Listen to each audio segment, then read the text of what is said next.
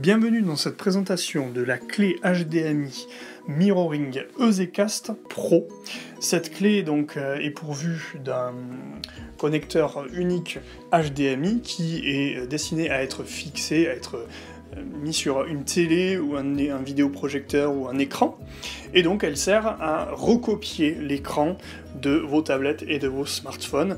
Ça fonctionne avec une petite rallonge éventuellement pour mieux accéder à la télé, et avec un petit câble micro USB vers USB qui pourra être alimenté soit avec un chargeur, soit avec une batterie d'appoint. Cette clé supporte soit donc une alimentation USB, soit un port MHL, c'est-à-dire un port auto-alimenté. Certaines télés en fait le proposent. Donc on peut alimenter cette clé, comme je l'ai dit, avec une batterie d'appoint. Il arrive, il faut quand même le souligner, parfois que ça bug. Je ne sais pas pourquoi, ça peut être le câble, ça peut être la batterie, c'est une question d'impédance je pense. Donc n'hésitez pas à changer le câble ou à changer la batterie lorsqu'il y a un problème quelconque de connexion.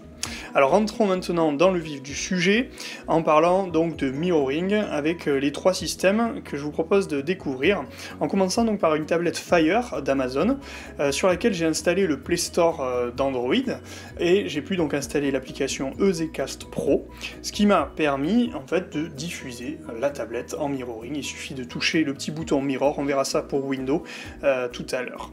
Voilà, donc ici une fois l'application Play Store puis EZCast Pro installée, je peux diffuser ma tablette, l'écran de ma tablette en direct et sans fil. Il n'y a pas de lag particulier, donc c'est assez appréciable, comme on peut le voir ici. C'est quasiment instantané, et la qualité d'écran est très sympa. Passons à iOS, on relie la clé, l'iPad au réseau créé par la clé, le réseau donc EZCast, et puis ensuite on active AirPlay, puisque la clé est reconnue comme un récepteur AirPlay. À partir de là, eh bien, on peut projeter l'écran de son iPad. Là aussi, la qualité est pas mal, on n'est pas dans les performances quand même de l'Apple TV, mais on s'en sort très bien. Pour Windows 10, la même chose, il faut installer l'application EZCast. Il n'y a que iOS en fait qui n'oblige pas cette installation, mais pour Android et Windows c'est nécessaire.